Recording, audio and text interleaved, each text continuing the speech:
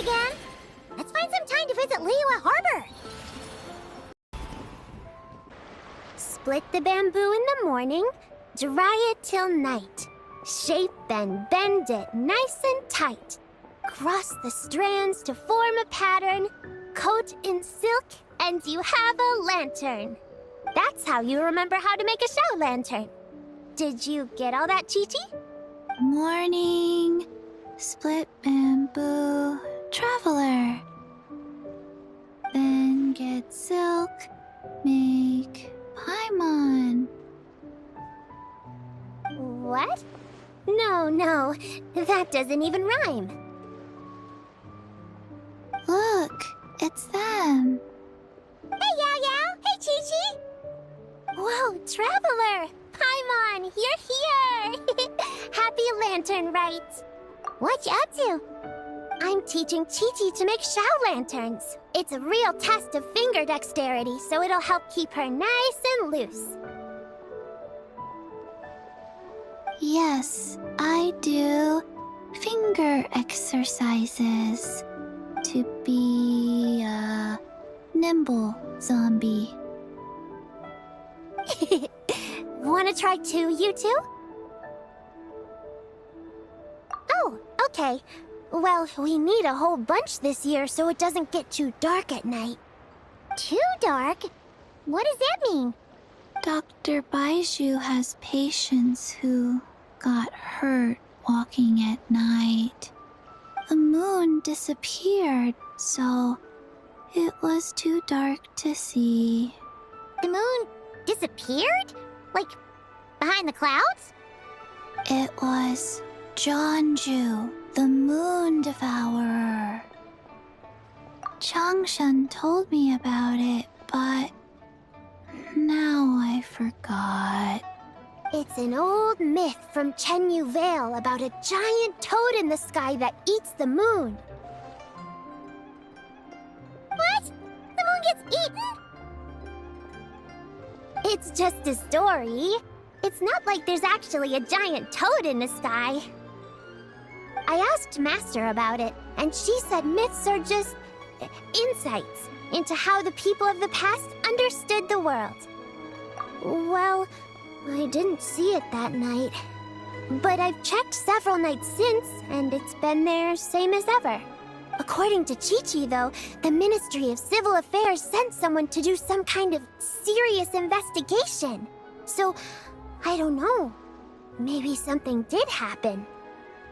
The Ministry of Civil Affairs? This is starting to sound bad. It's okay. You can fly. Even if it's too dark, you won't fall and get hurt. Yeah, exactly.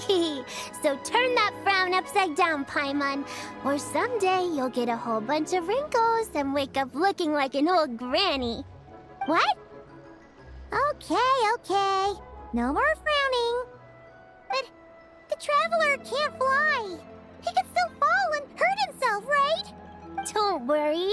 That's what the show lanterns are for. As long as we make enough, Liyue Harbor will never go dark.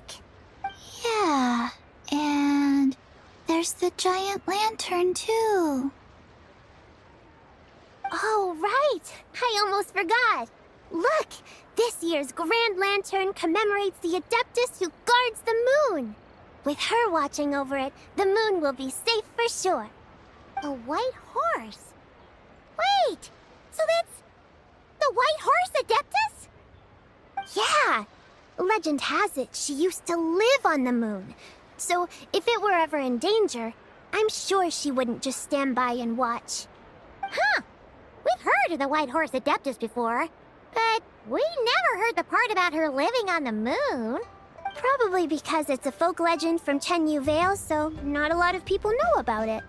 But recently, some ancient artifacts were unearthed in Liyue, and the archaeological team even found evidence of ancient people worshipping an Adeptus who lived in a palace on the moon. It's kind of like how we write wishes on show lanterns and release them during Lantern Rite. The White Horse Adeptus would descend from the moon in her jade carriage and grant people's wishes. Oh! When did that happen? She sounds different from the other Adepti in Liyue. It must have been a super long time ago, because even Master barely knows anything about this Adeptus. Nope. Kinda unbelievable, right? Yanfei said the White Horse Adeptus might even be a made-up legend, just like Janju the Moon Devourer. Yeah, a made-up horse and a made-up toad. You're mistaken, children. The White Horse Adeptus really does exist. Oh, Mr. Liu from the Baiju Guest House. But how do you know that for sure? Have you ever wondered how the guest house got its name, Yao Yao? Baiju... White Colt. So, it's named after the White Horse Adeptus? That's right. And that's because one of my ancestors was once blessed by the White Horse Adeptus. Wait, really? Tell us more! Tell us more! It was a long, long time ago, when this ancestor of mine was still a young girl. She was out gathering herbs and accidentally fell off a cliff, but the White Horse Adeptus rescued her. Oh, that's it? Paimon was expecting something a bit more... special? We've heard a whole bunch of stories like that before. Patience, young one. Let me finish. After the White Horse Adeptus saved my ancestor, she told her a story about the moon and the ancient kingdom of Langan. My ancestor was so captivated that she completely lost track of time. So much so, in fact, that when she returned to her village, she found nothing but a desolate ruin in its place. It was as if, without her knowledge, countless years had passed in the mortal world. Huh? The most extraordinary part of all is that it turned out to be a dream. When she woke up, she found herself at the bottom of the cliff, right where she had fallen. Other than her medicine basket, now filled to the brim with rare herbs, it was as if nothing had happened. Until out of nowhere, a horse's whinny echoed through the air. And when she looked up, she saw a pristine white horse leaping over the cliff. A white horse leaping over the cliff. Wow, that sure is a crazy story.